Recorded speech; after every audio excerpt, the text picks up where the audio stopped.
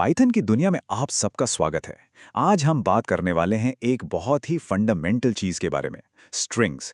सही कहूं तो ये किसी भी प्रोग्राम की रीढ़ की हड्डी होते हैं। तो चलिए आज इन्हें जरा करीब से जानते हैं। हम शुरुआत करेंगे बिल्कुल बेसिक से, फिर समझेंगे कि स्ट्रिंग्स एक सीक्वेंस की तरह कैसे काम करते हैं। इसके बाद हम उन्हें जांचना, उनके टुकड़े करना यानी स्लाइस करना सीखेंगे और आखिर में कुछ कमाल की एडवांस टेक्निक्स भी देखेंगे। तो चलिए शुरू करते हैं सेक्शन 1 से, द बेसिक्स। यहाँ हम देखेंगे कि स्ट्रिंग असल में है क्या और इसे बनाते कैसे हैं।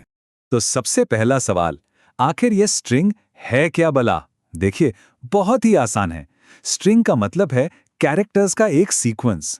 अब कैरेक्टर्स में कुछ भी हो सकता है, अक्षर, नंबर, सिंबल्स, कुछ भी। बस एक शर्त है कि ये या तो सिंगल कोट्स के अंदर होंगे या फिर डबल कोट्स के। पाइथन की सबसे अच्छी बात यह है कि वो भेदभाव नहीं करता। चाहे आप सिंगल कोट्स यूज करें या डबल कोट्स, आउटपुट बिल्कुल सेम आएगा। ये चीज कोडिंग को काफी आसान बना देती है। अब बार बार एक ही चीज टाइप करने का क्या फायदा है ना, इसीलिए हम स्ट्रिंग्स को वेरिएबल्स में स्टोर कर सकते हैं। जैसे यहां हमने हेलो को ए नाम के एक वेरिएबल में रख दिया। अब जहां भी हेलो की जरूरत होगी हम बस ए लिख देंगे, सिंपल। और अगर कोई लंबा चौड़ा टेक्स्ट हो जो कई लाइनों में फैला हो, कोई दिक्कत नहीं। पाइथन में मल्टी लाइन स्ट्रिंग्स भी बना सकते हैं। बस 3 डबल कोट्स या 3 सिंगल कोट्स से शुरू और खत्म कीजिए। पाइथन आपकी फॉर्मेटिंग को जरा भी नहीं छेड़ेगा, जैसा लिखा है वैसा ही रखेगा। चलिए अब आते हैं सेक्शन 2 पर, स्ट्रिंग्स एज सीक्वेंसेस। ये एक बहुत जरूरी कॉन्सेप्ट है। पाइथन के लिए स्ट्रिंग्स सिर्फ टेक्स्ट का एक टुकड़ा नहीं है, बल्कि ये कैरेक्टर्स का एक सजा हुआ, ऑर्डर किया हुआ कलेक्शन है। इसे समझने के लिए एक बढ़िया तरीका बताता हूं। मान लीजिए एक स्ट्रिंग घरों की एक गली है। उस गली का हर एक घर एक कैरेक्टर है, और जैसे हर घर का एक एड्रेस होता है, वैसे ही हर कैरेक्टर का भी एक एड्रेस होता है, जिसे प्रोग्रामिंग की भाषा में इंडेक्स कहते हैं।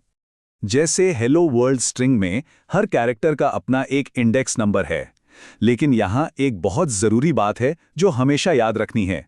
प्रोग्रामिंग में गिनती हमेशा 0 से शुरू होती है, 1 से नहीं। तो पहला कैरेक्टर यानी h इंडेक्स 0 पर है। एक बार इंडेक्सिंग समझ आ गई तो स्ट्रिंग के किसी भी कैरेक्टर तक पहुंचना बच्चों का खेल है। जैसे अगर हम A1 प्रिंट करते हैं तो हमें E मिलता है।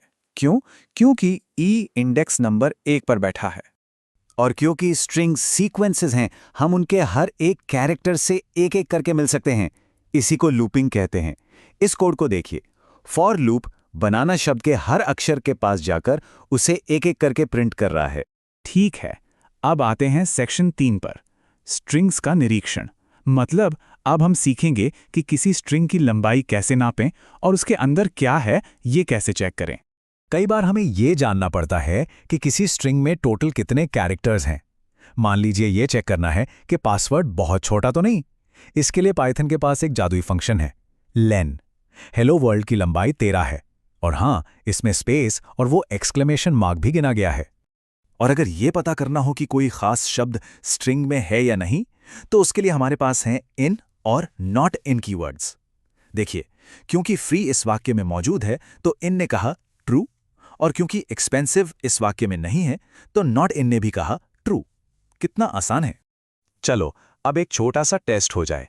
स्क्रीन पर जो कोड दिख रहा है, बताइए उसका आउटपुट क्या होगा। दिमाग में वो 0 वाली गिनती जरूर रखिएगा। और सही जवाब है सी। शाबाश। वेलकम में सी चौथे नंबर पर है, जिसका मतलब है इंडेक्स 3, क्योंकि गिनती तो W से यानी 0 से शुरू हुई थी। आगे बढ़ते हैं सेक्शन 4 पर, स्लाइसिंग। ये एक बहुत ही पावरफुल टेक्निक है। देखिए, इंडेक्सिंग से हमें सिर्फ एक कैरेक्टर मिलता था, लेकिन स्लाइसिंग से हम स्ट्रिंग का पूरा हिस्सा ही निकाल सकते हैं। जैसे किसी डेट से सिर्फ साल निकालना हो। स्लाइसिंग का सिंटैक्स बहुत सीधा साधा है। स्टार्ट इंडेक्स, फिर एक कोलन और उसके बाद एंड इंडेक्स। पर यहां एक चीज है जो हमेशा याद रखनी है। वो ये कि स्टार्ट इंडेक्स तो शामिल होता है, लेकिन एंड इंडेक्स वाला कैरेक्टर शामिल नहीं होता। मतलब पाइथन उससे एक पहले ही रुक जाता है। ये बात गांठ बांध लीजिए। चलिए इसे एक उदाहरण से समझते हैं। जब हम कहते हैं B2:5, तो पाइथन इंडेक्स 2 से उठाना शुरू करता है, जो है L, और वो इंडेक्स 5 तक जाता है पर उसे उठाता नहीं है। तो वो हमें इंडेक्स 2, 3 और 4 वाले कैरेक्टर्स दे देता है, जो हैं L, L और O। तो हमें मिला लो। और अब हम आ गए हैं अपने आखिरी सेक्शन में। यहाँ हम स्लाइसिंग की कुछ और एडवांस ट्रिक्स देखेंगे, जैसे कुछ शॉर्टकट्स और नेगेटिव इंडेक्सिंग, जो कि बहुत काम की चीज़ है। यहाँ 3 कमाल की टेक्निक्स हैं।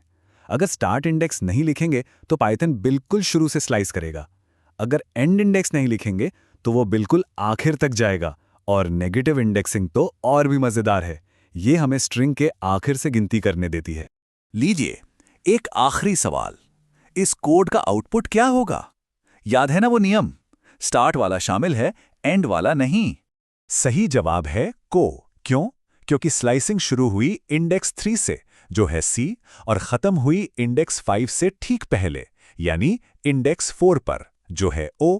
तो हमें मिला को। तो आज हमने स्ट्रिंग्स के बारे में काफ़ी कुछ जान लिया है ना? अब असली मज़ा तो तब आएगा जब इन स्किल्स को कहीं इस्तेमाल किया जाए।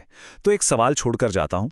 अब जब स्ट्रिंग को एक्सेस करना और उसके टुकड़े यानी स्लाइस करना आ गया है, तो क्या इस नॉलेज से ये पता लगाया जा सकता है कि कोई शब्द पैलिंड्रोम है या नहीं? पैलिंड्रोम मतलब वो शब्द जो सीधा पढ़ो या उल्टा एक ही रहता है, जैसे मैडम या लेवल। जरा सोचिएगा इस पर।